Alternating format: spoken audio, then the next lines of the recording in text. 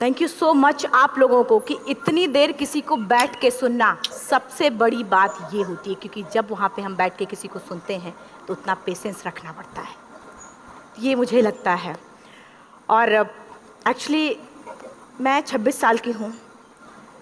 2011 में चलती ट्रेन से मुझे कुछ बदमाशों ने, मैं वॉलीबॉल चैंपियन भी रह चुकी हूँ, 2011 में चलती ट्रेन से मुझे बदमाशों ने एक गोल्ड चेन पहनी थी, चलती ट्रेन से मुझे उठा के बाहर फेंक दिया था। लखनऊ से दिल्ली आ रही थी मैं। कंपार्टमेंट में बहुत सारे, जनरल कंपार्टमेंट था, बहुत सारे लोग थे, किसी ने मना नहीं किया। एक प्लेयर का जो स्पिरिट होता है वो अपने आप, जब कोई छीनने की कोशिश करता कुछ भी, वो देता नहीं है। तो मेरे में भी था, मैंने मना किया और उन्होंने मुझे चलती ट्रेन से, वो 4-5 थे, उन्होंने बाहर फेंका। दुर्भाग्य ये था कि सही उसी बात। समय दूसरी ट्रैक से ट्रेन आई और मैं उस ट्रेन में टकराई, फिर नीचे गिरी, दोनों ट्रेनें निकल गईं। कुछ देर बाद मैंने हाथ को ऐसे रख के उठने की कोशिश किया तो देखा कि मेरा पैर कट चुका था। थाई को उठा के देखा, मेरा पैर ऐसे जीन्स में लटका हुआ था, ब्लड फोर्स फुल्ली निकल रहा, दूसरे पैर की हड्डियाँ टूट टूट के बाहर निकल चुकी थी। पूरी रात मैं चिल्लाती रही ट्रैक पे, छोटे छोटे ऐसे पत्थर होते ऐसे चिल्लाती रही कि कोई बचा ले, कोई बचा ले, कोई नहीं आया बचाने। और जब पूरी रात चिल्लाते चिल्लाते इतना कि मुझे दिखाई भी देना बंद हो गया। जब ट्रेन आता था तो वाइब्रेट होता था। इतना ही नहीं, फ्री का इनविटेशन भी लोगों को मिल अरे गया था, कुछ सही। लोगों को। ट्रैक पे आपने ट्रेन की ट्रैक पे छोटे छोटे चूहे देखे होंगे, मेरे कटे हुए पैर पे आके मेरा पैर कुतर रहे थे। मेरा हाथ, मैं ब्रेन कॉन्शियस मेरा पूरा काम कर रहा था मेरे, लेकिन बॉडी में कोई भी मूवमेंट नहीं था। पूरे पल में वही चीज़ें सोच कि कैसे मैं अपने आप को कैसे बचा पाऊँ। लेकिन करीब पूरी रात ऐसे बीता। सुबह गांव वालों ने मुझे बरेली डिस्ट्रिक्ट हॉस्पिटल यूपी में है, वहाँ पे हुआ था ये। सुबह गांव वालों ने मुझे उठाया, डिस्ट्रिक्ट हॉस्पिटल ले जाके रखा। तो फार्मासिस्ट, डॉक्टर, सीएम, जितने लोग थे आपस में बातें कर रहे हैं, अरे हमारे पास तो एनेस्थीसिया नहीं है, ब्लड नहीं है, इसका इलाज शुरू करें तो हम कैसे करें। मुझे भी नहीं दिखाई तो नहीं, लेकिन मेरा सुनाई दे रहा था सब कुछ वहाँ पे। कहाँ से हिम्मत आई मुझ में, मुझे भी नहीं पता। मैंने बोला वहाँ पे कि सर जब मेरा पूरा पैर कटा, तब मैंने इतनी देर रेलवे ट्रैक पे थी, मैं उस चीज़ को बर्दाश्त किया, तो अभी तो आप मेरे अच्छे के लिए मेरे पैर काटेंगे। शायद आपको यकीन नहीं होगा, या फिर कभी आप लोगों ने ये चीज़ नहीं देखी, कोई डॉक्टर या फार्मासिस्ट अपना ब्लड दे के किसी पेशेंट को बचाया। मेरी इस बात को सुनने के बाद वहाँ के डॉक्टर और फार्मासिस्ट दोनों ने एक एक यूनिट ब्लड दिया और मेरे पैर को बिना एनेस्थीसिया अलग कर दिया गया। आज भी मैं उस दर्द को महसूस करती हूँ। जब भी मैं जब जब बोलती हूँ तब तब मैं वो चीज़ें अरे महसूस करती हूँ। उसके बाद जब बात मीडिया में आई, लोगों को पता चला कि रिमा नेशनल प्लेयर है, KGMC king George medical college Lucknow में एडमिट करा, लखनऊ से फिर sport minister, AIIMS trauma centre Delhi. तब तक सब ठीक ठाक चल रहा था, प्लेयर होने की वजह से अच्छा ट्रीटमेंट मिलना शुरू हुआ। करीब 4 महीने मैं एम्स में रही। एम्स में रहने के बाद जब मैं थोड़ा ठीक हुई, करीब 25 दिन बाद जब ठीक हुई, न्यूज़पेपर में गोल गोल लिख के आ रहे कि अरुणिमा के पास टिकट नहीं था, अरुणिमा ट्रेन से कूद गई। उसका खंडन किया घर वालों ने, फिर बोला कि अरुणिमा सुसाइड करने गई थी। जिस लड़की का शरीर का एक अंग कट चुका, पूरी जिंदगी का पता नहीं कि व्हील चेयर है, बैसाखी या पता, यहाँ तक ऐसा कि मेरे कैसे हो स्पाइन में सकता 3 है कि फ्रैक्चर था, मुझे ये भी नहीं पता था कि मैं बेड से उठ भी पाऊंगी कि नहीं। अंदाज़ा लगाया जा सकता, सिर्फ अंदाज़ा लगाया जा सकता है कि उसकी दिलो दिमाग पे क्या चल रहा होगा, उस परिवार की क्या स्थिति रही होगी, जब जिस परिवार की एक सही यंग बात है। एज लड़की का इस तरीके का सिचुएशन हुआ हो। फिर भी कहते हैं कि जहाँ चाह होती वहाँ राह मिली जाती है। एम्स के हॉस्पिटल के बेड पे मैंने डिसाइड किया, क्योंकि अपनी बातें हम चिल्ला चिल्ला के करें, वो सिस्टम की इतनी इतनी हाई लेवल की बातें हो रही थी कि हम एक मध्यम वर्गीय फैमिली से थे, हम अपनी बातें चिल्ला चिल्ला के कह रहे थे, लेकिन कोई नहीं सुन रहा था। लेकिन कहते हैं मैंने अपने दिल दिमाग अंतरात्मा से ये चीज़ सोच ली कि ठीक है, आज आपका दिन है, जितना चाहो बोल लो, एक दिन तो मेरा दिन आने वाला, मैं प्रूफ कर दूंगी कि मैं क्या हूँ, मैं क्या थी, ये मैं प्रूफ कर दूंगी। हॉस्पिटल के बेड पे डिसाइड किया वॉलीबॉल नहीं, लाइफ का सबसे सही टफ गेम करना है, तब मैंने माउंटेनिंग चुना। जब मैंने माउंटेनिंग, कहने और करने में बहुत फ़र्क होता है। जब मैंने माउंटेनिंग की बात सोची और लोगों के सामने, सबसे बड़ी चीज़ थी सही गाइडेंस में ट्रेनिंग लेना, दूसरा स्पॉन्सरशिप। इतना बड़ा एक साथ तो मैंने 40 से 50 लाख मैंने वाकई में कभी नहीं देखे थे पहले। मेरे लिए बहुत बड़ी चीज़ थी वो इकट्ठा कर पाना। जब मैंने लोगों के सामने रखा कि मैं माउंटेनिंग करना चाहती हूँ, एवरेस्ट के लिए मुझे ट्राई करना है, हर किसी ने मुझे बोला कि क्या है, पागल हो चुकी हो क्या, तुम्हारा दिमाग ख़राब हो चुका, तुम कभी नहीं कर सकती माउंटेनिंग। एक पैर आर्टिफिशियल है, दूसरे में रॉड है, और तुम्हारा दिमाग खराब है, स्पाइन में भी फ्रैक्चर है, तुम पागल होगे, चुपचाप कोई नौकरी करो, जीवन यापन करो। क्योंकि लोगों का सबसे बड़ा प्रॉब्लम ये होता, लोग फिजिकल देखते, पैरों को मेरी अंतरात्मा में क्या चल रहा था वो तो किसी को पता ही नहीं था। मुझे लगता कि आज यहाँ पे मैं भी सुबह से देख रही हूँ, इतने अच्छी अच्छी चीजें मैंने सीखी यहाँ पे। सही बात है। बहुत बड़े बड़े स्पीकर को शायद आप लोगों ने भी सुना, आज मैं भी आपको यहाँ पे कि चाहे जितना मोटिवेट करूँ, चाहे जितना चीज़ें मैं बताऊँ, लेकिन मुझे लगता है सबसे बड़ा मोटिवेटर कौन होता, आप खुद। जिस दिन किसी भी लक्ष्य के प्रति आपकी अंतरात्मा जाग गई, आपको कोई नहीं रोक सकता उस लक्ष्य को पाने में।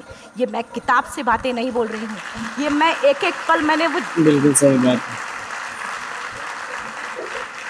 ये मैं कोई भी किताब की बातें नहीं, एक एक पल आज जो मेरा 26 साल का एक्सपीरियंस है वो मैं बता रही हूँ सिर्फ आपको। उसके बाद किसी तरीके से मैनेज किया मैंने। भाई साहब, मेरा परिवार मेरा बैकबोन था। परिवार ने मुझे, भाई साहब ने मुझे कहा कि मैडम बछेंद्री पाल जिन्होंने 1984 में एवरेस्ट समिट किया, उनसे मिलते हैं, वो ज़रूर कुछ ना कुछ करेंगे। हॉस्पिटल से निकलने के बाद मेरे राइट लेग में स्टिचेस लगी थी। मैंने डायरेक्टली घर जाने की बजाय, जब लोग ये सोचते हैं कि मुझे अपना जीवन यापन कैसे करना है, जब लोग ये सोचते हैं कि मुझे अपनी ज़िंदगी के, मेरे दिमाग में सिर्फ 2 चीज़ें चल रही थी, मुझे इनका जवाब कैसे देना है और एवरेस्ट समिट कैसे करना है। फर्स्ट तुरंत गए बछेंद्री मैम के पास। जब मिले, मैम ने फर्स्ट टाइम जब मुझे देखा तो उन्होंने कहा, अरुणिमा, उनकी आंखों में आंसू आ गए। उन्होंने बोला, अरुणिमा, तूने ऐसी हालात में एवरेस्ट जैसे दुरूह पहाड़ के बारे में सोचा तो तूने अपने अंदर तो एवरेस्ट फतह कर लिया, अब तो सिर्फ लोगों के लिए। मेरे परिवार को छोड़ के बाहर की पहली ऐसी महिला थी जिन्होंने मुझ पे भरोसा किया था कि हाँ अरुणिमा तुम कर सकती हो। मेरे लिए वही बहुत बड़ी चीज़ थी। प्लानिंग भी कर ली, मैम भी मिल गई, सब हो गया, लेकिन जब उतरते हैं फील्ड में तब पता चलता कि हम क्या हैं। रोड हेड से मैं पहुंच गई। मैडम ने कहा कि ठीक है, तुम्हारे कहने, तुम्हारे सोचने से कुछ नहीं होगा अरुणिमा, प्रूफ करो कि कर सकती हो। मैंने कहा बस एक मौका चाहिए मुझे। वाकई में जब मैं माउंटेन में पहुंची, रोड हेड से बेस कैंप लोगों को 2 मिनट लगता था, मुझे 3-3 घंटे लगते थे, क्योंकि मेरे राइट लेग की हड्डियां भी नहीं जुड़ी थी। लेफ्ट मेरा आर्टिफिशियल लग चुका था, लेकिन स्टंप एकदम रेड, उसका मतलब घाव एकदम नए थे। मैं अगर पैर रखती थी तो मेरे पैर से जोर से अगर दबा देती थी तो पैर से मेरे ब्लड आने लगता था। सारे लोग नॉर्मल थे वहाँ पे। हर कोई ये बोलता कि एक पीक के लिए जाते थे तो हर कोई मुझे ये बोलता कि अरुणिमा तुम धीरे धीरे आओ। मेरे दिमाग में हर बार यही बात चलती थी कि क्या है, मैंने एवरेस्ट का प्लान किया, मैं इनके बराबर भी नहीं चल पा रही हूँ। खुद से संकल्प लिया कि कोई बात नहीं, एक दिन ऐसा आएगा कि मैं इनसे पहले जाऊँगी। और आपको शायद यकीन ना हो, आने वाले 8 महीने बाद पूरा का पूरा वेट उठा के बेस कैंप से साथ निकलते और टॉप पे पहले पहुंचते। ऐसे करके देखते थे कि अरे ये लोग तो पीछे। खुशी होती थी। उससे भी ज़्यादा मुझे खुशी तब होना शुरू हुआ जब वो सारे लोग आके मुझसे ये पूछते, मैडम खाते क्या हो, बता दो, पैर नहीं है फिर भी कैसे चलते हो। उसके बाद पूरा मुझे स्पॉन्सरशिप मिला। मैं जब एवरेस्ट के लिए गई, मेरे लिए सबसे बड़ा एवरेस्ट की जर्नी में मेरे सबसे बड़ा चैलेंज यही था कि दूसरे को समझा पाना। मैं नहीं समझा पाती कि भाई मैं कर सकती हूँ।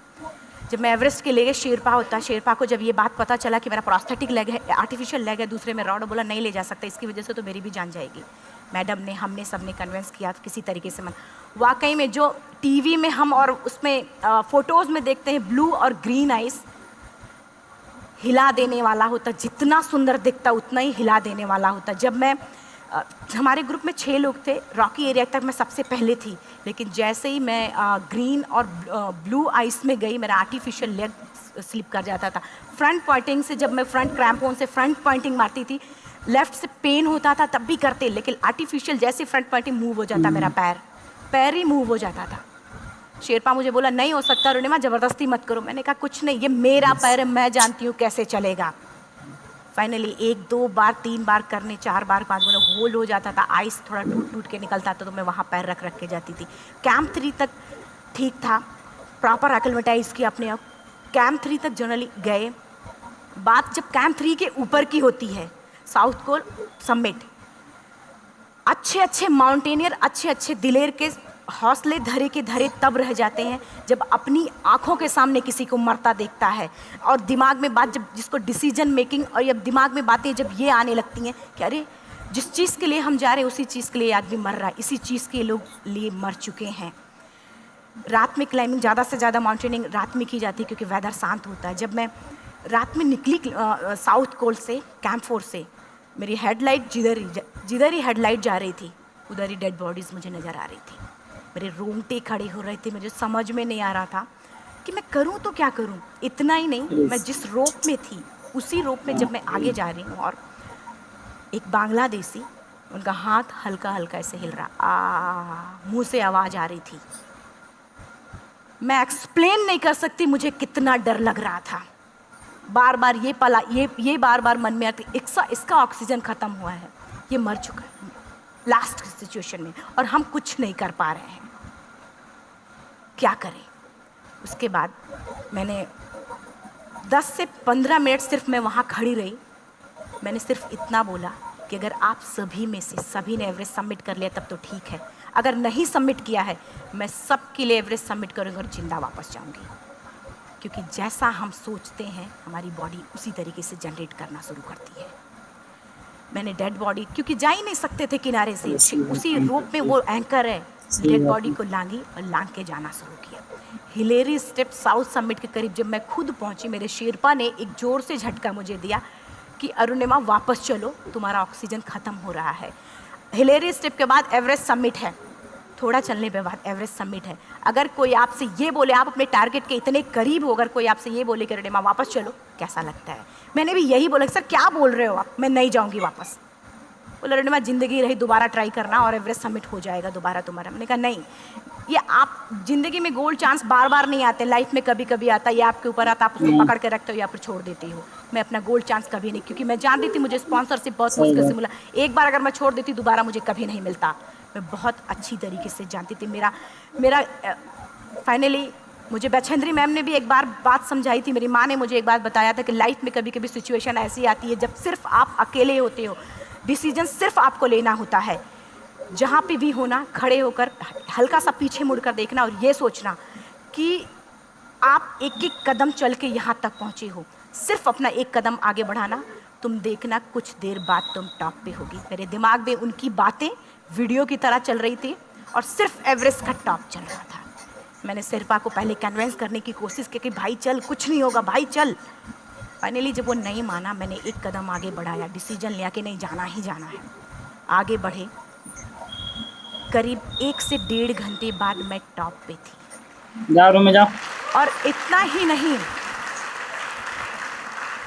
नहीं, आज भी मैं जितनी बार बोलती हूँ उतनी बार मैं महसूस करती, अब मेरे रोंगटे खड़े हो जाते हैं, मेरा दोनों हाथ ऊपर करके जोर जोर चिल्लाने का मन कर रहा, कितनी जोर से चिल्लाऊं कि सबको बता दूं कि आज मैं टॉप ऑफ द वर्ल्ड पे हूँ। उन लोगों को बता दूं जो लोग ये सोचते हैं, लड़की, दूसरे विकलांग, तीसरे मिडिल क्लास में, जो लोग एक बार हार के दोबारा लड़ना नहीं चाहते, जो लोग हारने के बाद सोचते हैं कि हम दोबारा कुछ कर नहीं सकते, उन लोगों को मैं चिल्ला चिल्ला के टॉप से बताना चाहती थी कि नहीं, आप सब कुछ कर सकते हो, सिर्फ एक सोच की विकलांगता, हैंडीकैप आदमी यहाँ से होता है, यहाँ से नहीं। अगर यहाँ से जो आदमी विकलांग है तो नॉर्मल आदमी भी विकलांग है, जो अगर यहाँ से विकलांग है। चिल्ला चिल्ला के मैं बताना चाहती थी। मैंने शेरपा से कहा कि आप एक फ़ोटो खींच लो, क्योंकि सारे लोग फ़ोटो, अपना नेशनल फ्लैग का जो वैल्यू होती है ना, वो जो हम कहीं बाहर होते हैं तो पता चलता है। मुझे भी बहुत खुशी हो रही थी, फ्लैग को हग किया और बोला फ़ोटो खींचो।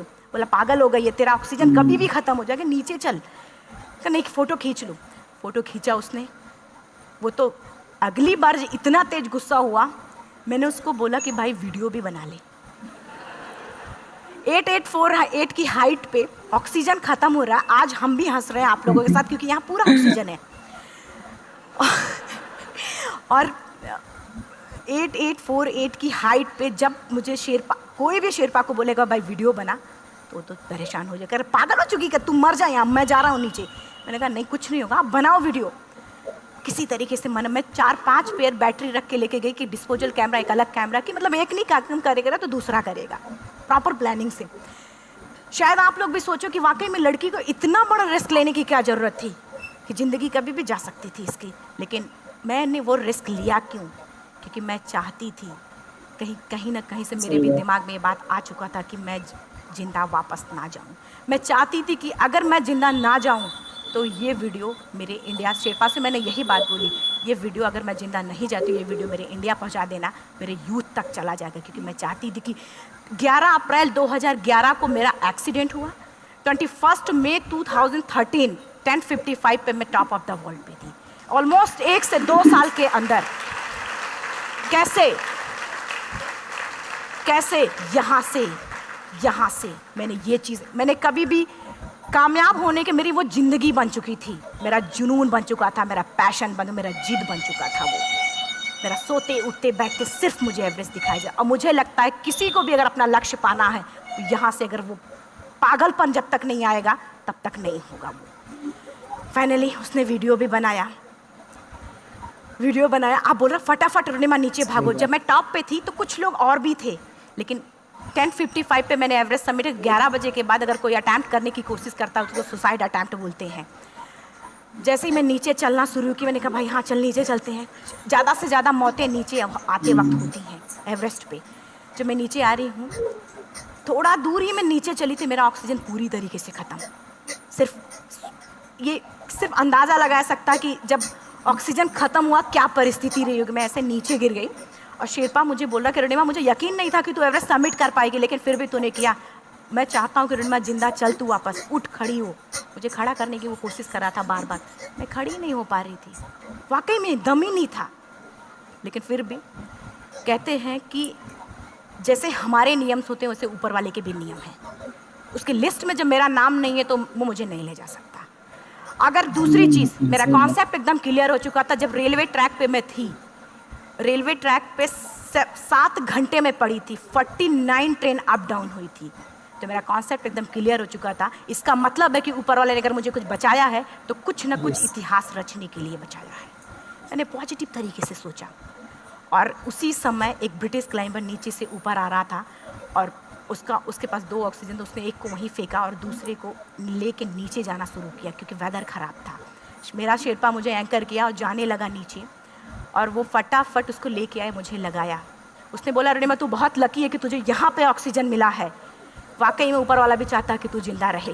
वो मुझे बार बार लकी लकी बोल रहा था। शायद आप लोग में से भी कोई होगा कि जो लक और भाग्य जैसी चीज़ों पे भी यकीन करता हो, या पता नहीं भी। मैं किसी की भावनाओं को ठेस नहीं पहुंचाना चाहती, लेकिन मैं किसी भी चीज़ों पे भरोसा नहीं करती, क्योंकि मेरा मानना है कि लक भी उसी का साथ देता है जिसके अंदर जीतने का जज्बा है। अगर आपके अंदर जीतने का जज्बा नहीं है, चारों तरफ सिर्फ बहाने होते हैं, सिर्फ बहाने, इतना सारा एक्सक्यूज़ होता है। शायद मैं भी अगर वापस आ गई होती तो मैं बोल देती मेरा ऑक्सीजन खत्म है, कोई मुझसे पूछने ना बचेंद्री मन, ना मेरा परिवार, कोई भी मुझे पूछने नहीं आता। लेकिन क्या कभी मैं अपने आप को समझा पाती? कभी नहीं। फाइनली जो भी था, लक भाग्य किस्मत में नीचे आ रही थी। बहुत खुश थी। माउंटेन, डेड बॉडीज, मेरा शेरपा, ये लोग थे। मैं किसी से शेयर भी नहीं कर पा रही थी कि अरे मैंने एवरेस्ट समिट किया, किसी से शेयर भी नहीं कर पा रहे थे। फटाफट मैंने नीचे हील मार के, हमारे से हील मार के नीचे आ रहे थे। एकाएक मेरा प्रोस्थेटिक लेग, पूरा का पूरा लेग ही निकल गया। -60 डिग्री तक टेम्परेचर डाउन हो जाता है एवरेस्ट पे। मेरा हाथ वगैरह ये सब ऐसे मूवमेंट, ऐसे मुड़ नहीं रहा था, ब्लड निकलने लगा था। ये सब यहाँ पे मुझे शेरपा से मैं बोल रही हूँ कि ऑलरेडी मेरा पैर कटा हुआ है, अगर दिमाग में ये बात है कि मेरा हाथ भी काटना पड़ेगा, कैसा लगेगा मेरा दिमाग। क्योंकि ये ऐसा मूवमेंट, रेड 3 स्टेज होती हैं। रेड मेरा हो चुका था, रेड, ब्लैक, ब्लू, ब्लैक हो तो काटना पड़ेगा। तो बार बार मैं बोल रही हूँ शेरपा से कि भाई हाथ मेरा कुछ हो रहा है, इसमें मूवमेंट नहीं हो रहा है, यहाँ सबसे ब्लड हो रहा। बोला रोनिमा कुछ नहीं, जितना नीचे जाएंगे उतना अच्छा होगा। प्रोस्थेटिक लेग मेरा निकल चुका है, मैं रुकी हूँ, मेरा ऑक्सीजन चल रहा, बड़े मुश्किल से लक भाग्य किस्मत जो भी था मुझे मिला था। शेरपा मेरे आगे है, लास्ट मोमेंट तक वो मुझे बोलेगा, अगर वो मैं नहीं चलती वो मुझे छोड़ के चला जाए। गलती उसकी भी नहीं होती, क्योंकि वो क्या करे, क्लाइंबर की वजह से या तो अपनी जान वो भी दी, गलती उसकी भी नहीं है। लास्ट में मेरी आंखों से आंसू निकलने लगा। मैंने सोचा क्या करूँ अब, रोने अपने आप आंसू नहीं, कहीं ना कहीं से आ ही जाता है। दूसरे पल मुझे समझ में आ गया कि रोने धोने से कुछ नहीं होगा। मैंने आंसू को पोंछा और रोप, जो मेरी रोप थी, रोप को पकड़ा, दूसरे हाथ से आर्टिफिशियल लेग को, पैर को घसीट के चलना शुरू हो गया, क्योंकि मेरे पास यही था। ये तो दूसरा था, गिव अप कर दो, ही चीज़ थी। पैर को घसीट चलना शुरू हुआ। कुछ दूर नीचे चलने के आने के बाद रॉक था, उसमें घुसे, पैर को खोला, सही किया, फिर नीचे चलना। Camp 4 to summit to camp 4 3500 feet है, और इसमें टोटल जनरली लोग 16 से 17 घंटे में समिट कर लेते हैं। मुझे टोटल 28 घंटे लगे थे। हर माउंटेनियर, चाहे बाहर का या फिर इंडिया का, हर किसी ने ये मान लिया था कि अरुणिमा जिंदा वापस नहीं आएंगी। हर किसी ने ये चीज़ मान लिया था। लेकिन मुझे लगता, जब मैं वापस साउथ पोल पहुंची, जब मैं टेंट का जिप खोला, मैंने हर किसी ने कहा कि अरे तू यहाँ है, हम तो सब सोच लिए थे तू चली गई। हर किसी ने ये बोला था। फिर सब खुशी मना रहे थे हम सब। देखिए, ये सब बताने का मेरा सिर्फ एक मकसद था कि सब कुछ हम में है, हम जैसा चाहें वैसा कर सकते हैं। ऑलरेडी टाइम हो चुका है। मैं एक चार लाइन की पंक्ति सिर्फ बोलूँगी। मैं एक्चुअली, मेरा एम है कि मैं वर्ल्ड के जो कॉन्टिनेंट हैं, कॉन्टिनेंट के हाईएस्ट पीक समिट करूँ। एशिया का एवरेस्ट हो चुका है, अफ्रीका किलिमंजारो हो चुका है, यूरोप का एल्ब्रूस हो चुका है। 23 नवंबर को मैं जा रही हूँ ऑस्ट्रेलिया हाईएस्ट पीक के लिए। बस आप लोगों की गुड विशेस चाहिए। और 4 लाइन, अभी तो इस बाज की असली उड़ान बाकी है, अभी तो इस बाज की असली उड़ान बाकी है, अभी तो इस परिंदे का इम्तहान बाकी है, अभी अभी मैंने लांघा है समुद्रों को, अभी तो पूरा आसमान बाकी है। Thank you so much, thank you.